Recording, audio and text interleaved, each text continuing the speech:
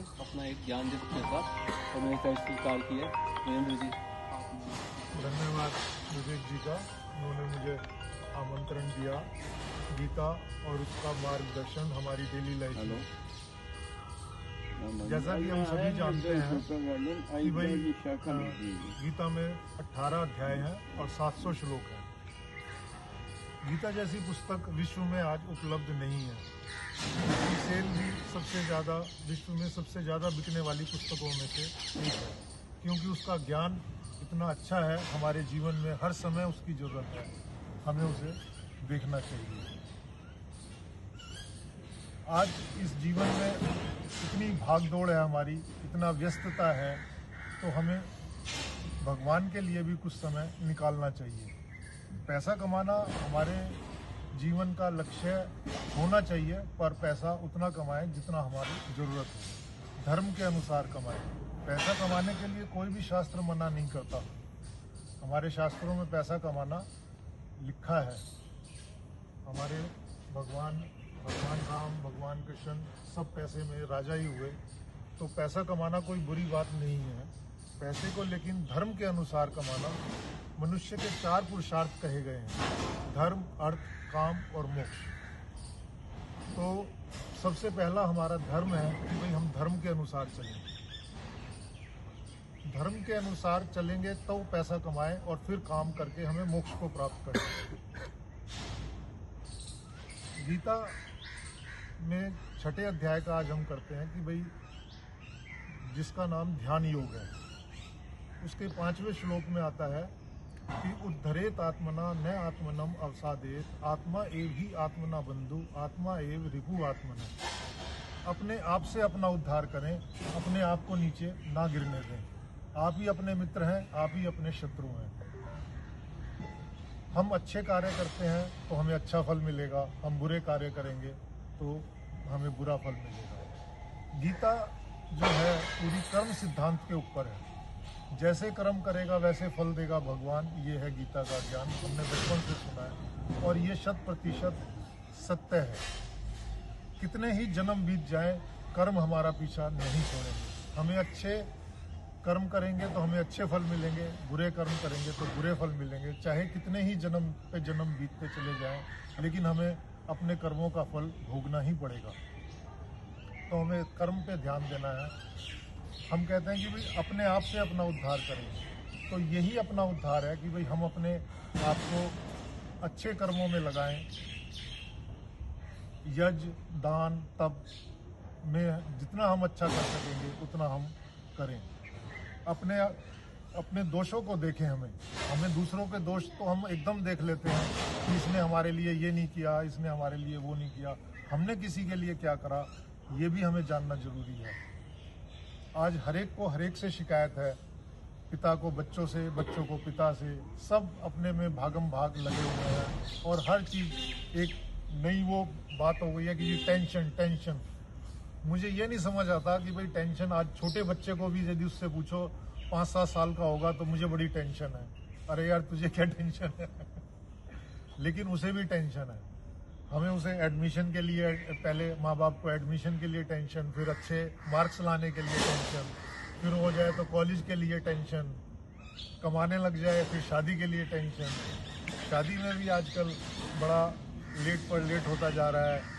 हर व्यक्ति आज़ाद अपने आप को कहता है कि जी मी टाइम। सबको मी टाइम चाहिए। कोई ये नहीं चाहता कि भाई हमें दूसरों के लिए क्या करना है। माँ बाप के लिए तो हम सोचते हैं कि उन्होंने हमारा ये नहीं करा। हमने माँ बाप के लिए क्या करा, ये भी हमें जरूर जानना चाहिए। तो उद्धरेत, अपने आप से अपने आप को ऊंचा बनाएं, अपने आप को नीचे ना गिरने। उससे आगे आता है एक 7वां श्लोक है, उसमें जितात्मन प्रशांतस्य परमात्मा समाहित, शीतो उष्ण सुख दुखेषु तथा मान अपमानयो। सबसे पहला शब्द उसमें आया जितात्मन। जितात्मन का अर्थ है कि भाई जिसने अपने आप को जीत लिया है। अपने आप को जीतने का अर्थ है अपने इंद्रियों को, अपने मन को हमने अपने वश में कर लिया है। हम बहुत अधिक नहीं तो थोड़ा प्रयास करके ऐसा कर सकते हैं। कोई चीज़ असंभव नहीं है। हम ये सोचें कि भाई असंभव है या आजकल की ज़िंदगी में मैं कैसे करूँगा, इतना मुझे तो टाइम नहीं मिलता भगवान के लिए। अरे जिसने हमें सब कुछ दिया, हमें पैदा किया, इतनी अच्छी व्यवस्था करी हमारे घर की, हमारे माँ बाप की, हमारे सारे समाज की इतनी अच्छी व्यवस्था करी, हमारे पास उसी के लिए टाइम नहीं है। ये बड़ी ही चिंताजनक विषय है, हमें उसके लिए भी समय जरूर निकालना चाहिए। जितात्मन प्रशांतस्य, अर्थात हर परिस्थिति में वो शांत रहे, सुख हो दुख हो गर्मी हो सर्दी हो, शांत रहे। प्रशांत से परमात्मा समाहित, और हर समय परमात्मा को याद करे। शिकायत नहीं करनी, हमें उसका धन्यवाद देना है। अधिकतर लोग जो है वो शिकायत करते रहते हैं, भगवान ये तूने क्या कर दिया, भगवान मैंने तो कुछ नहीं करा था इस जन्म में। ज़्यादातर लोगों की ये शिकायत रहती है कि मैंने कुछ नहीं करा, मुझे ये फल क्यों मिल रहा है। भाई आप ये भी तो देखें कि मुझे क्या मिला है, उसका हमने धन्यवाद कभी नहीं करते कि भगवान तूने ये मुझे क्यों दिया, दूसरे को तो नहीं दिया, ये मुझे ही मिला। तो हमें उसका धन्यवाद जरूर देते रहना चाहिए। ऐसा एक अपना नियम बना लें कि रोज़ सुबह उठ के हम उस परमपिता परमेश्वर का उठें और ध्यान करें और उसको धन्यवाद दें कि प्रभु तेरी वजह से आज मैं इस लायक हुआ और मुझे ये सब कुछ मिला। शीतोष्ण सुख दुख ऐशु तथा मान अपमान हो, अर्थात सर्दी हो गर्मी हो मान अपमान हो सुख हो दुख हो, हमें उसमें सब में सम रहना है।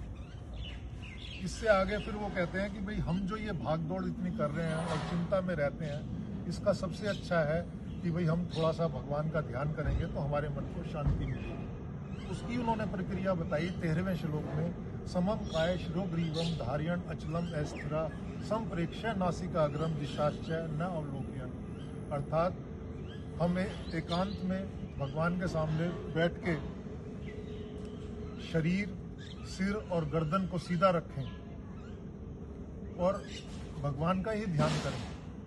अपने ध्यान जो है वो नाक के अगले भाग पर लगाएं तो हमारा मन धीरे धीरे धीरे स्थिर होता चला जाएगा। इससे आगे फिर वो लिखते हैं कि प्रशांत आत्मा विगत भी ब्रह्मचारी व्रते मन संयम मच्चित युक्त आसीत मत परा, अर्थात कि भाई ब्रह्मचारी व्रत में रह के प्रशांत हो, प्रशांत मन से हम बैठें और भगवान के परायण हो। मत पर है मतलब भगवान के परायण होकर बैठें। इससे अगले में 17वां श्लोक है जो बहुत ही इम्पोर्टेंट है हमें प्रत्येक की जिंदगी में। युक्त आहार विहारस्य युक्त चेष्टस्य कर्मसु युक्त स्वप्नाव बोधस्य योगो भक्ति दुखा, अर्थात हमें जीवन में बैलेंस बना के रखना है। हमें हर चीज का बैलेंस होना चाहिए कि भाई युक्त, सबसे पहले उन्होंने कहा शब्द लाया युक्त आहार। हम आज जाते हैं कि भाई कहीं भी खाना, अरे बड़ा स्वादिष्ट बना है, एक खा लिया दो खा लिया, अरे बहुत अच्छा बना है, ये भी खा लूँ ये भी खा लूँ। शादी में तो ऐसे जाते हैं कि जैसे पता नहीं सब चीज़ टेस्ट करने में ही इतनी आइटमें हो रही हैं, तो हम अपने पेट का ध्यान नहीं कर रहे। तो वो युक्त लेना है। लेकिन आज हमें ये पता लग गया कि भाई हमें शरीर को हमारे क्या सूट करता है और क्या सूट नहीं करता, तो हमें वही चीज़ खानी चाहिए जो हमारे शरीर को स्वस्थ करे। उतना ही खाएं कि भाई जितना हमारे शरीर को वो स्वस्थ रहे। विहार, इससे आगे फिर उन्होंने बोला युक्त आहार युक्त विहार। विहार का अर्थ है कि भाई उतने ही हम एक्सरसाइज करें जैसे हम अभी कर रहे थे। हल्की हल्की एक्सरसाइज, आपने कहा कि जो नहीं कर पा रहा अपने क्षमता अनुसार करें। जिसको थोड़ी करनी है थोड़ी कर ले, ज़्यादा कर सकते हैं तो अधिक करें। जितना हमारा शरीर अलाउ करे उतनी हम एक्सरसाइज करें। उससे आगे उन्होंने कहा कि युक्त कर्मसु, कि भाई जो हम कर्म करते हैं, अपना हम बिजनेस कर रहे हैं, व्यापार कर रहे हैं, नौकरी कर रहे हैं या कोई भी कार्य कर रहे हैं, तो हम वो युक्त हो कि भाई जिससे हमारे शरीर में थकावट ना हो। हम ये ना हो कि भाई आज बहुत ज़्यादा काम मिल गया, हम काम करते रहें 12 घंटे 14 घंटे 16 घंटे काम कर रहे हैं, नींद की कोई परवाह नहीं है, तो वो ऐसा नहीं, वो हमारे शरीर को दुख देगा।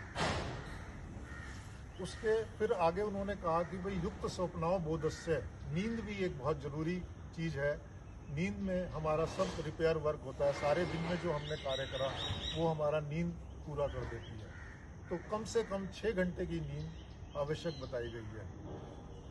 6 से 7 घंटे हमें ज़रूर सोना चाहिए, जिससे हमारे शरीर में स्वस्थ बना रहे। भगवान कहते हैं कि ऐसा दुख जो हम इनको ये करते हैं वो दुखों को दूर करने वाला ये योग है। जब गौतम बुद्ध ने अपनी तपस्या शुरू करी तो उन्होंने अपने शरीर को बहुत अधिक तपा लिया। उन्होंने इतना अधिक तपाया कि शरीर में बिल्कुल जान नहीं रही। एक बार वो पानी पीने के लिए सामने सरोवर में जाना चाह रहे थे, उनसे वहाँ तक भी उठने का शरीर में इतनी जान नहीं थी। वो खिसकते खिसकते बाहर आए अपनी गुफा से, तो देखा कुछ साधु की टोली जा रही है जो आपस में बात कर रही है कि वीणा के तारों को इतना मत ढीला छोड़ो कि उसमें से कोई सुर ना निकले, और इतना भी ना कसो कि भाई वो तार टूट जाए। उनसे गौतम बुद्ध को एक ये बड़ी शिक्षा मिली और उन्होंने अपने जीवन में इस शिक्षा को सारे जीवन अपनाया कि हमें सब चीज़ युक्त करनी है, प्रॉपर वे में। उन्होंने उस दिन से अपने शरीर को ज़्यादा नहीं करने के लिए कि भाई प्रॉपर करना है हमने उतना जितने शरीर में जान रहे और वो स्वस्थ रहे 80-82 वर्ष तक। तो अपने शरीर का हमें सबसे पहले ध्यान करना है। हमारा शरीर सही रहेगा तभी तो हम ये सुख भोग पाएंगे जो हम ये आज भाग दौड़ कर रहे हैं, वो कर रहे हैं, वो कब करेंगे? यदि हम ही नहीं रहेंगे, हम स्वस्थ ही नहीं रहेंगे तो हमारा सारा समय तो डॉक्टरों के पास ही जाने में बीत जाएगा। भगवान का ध्यान कैसे करेंगे? तो हमें उस चीज़ का भी ध्यान करना है कि युक्त आहार विहार ये जरूर हर एक को अपनाना है। उससे आगे इस अध्याय में आया 25वां श्लोक, शनै शनै उपरमेत बुद्ध्या धृति घृत्या आत्मसंस्थम मन कृत्वा न किंचित अभी चिंतयेत्। वो कहते हैं कि धीरे धीरे शनै शनै धीरे धीरे अपने आप को इस संसार से उपराम करें, अपने आप को संसार से दूर करें। एकदम नहीं होगा। आज हम रोज़ सुबह 6 बजे उठते हैं, सोचें कल से हम 5 बजे उठेंगे, तो एक दिन में नहीं होगा। 2-3 दिन हमने कोशिश कर भी ली तो तीसरे दिन हमारा शरीर प्रतिकार करेगा कि नहीं, मैं नहीं करूँगा।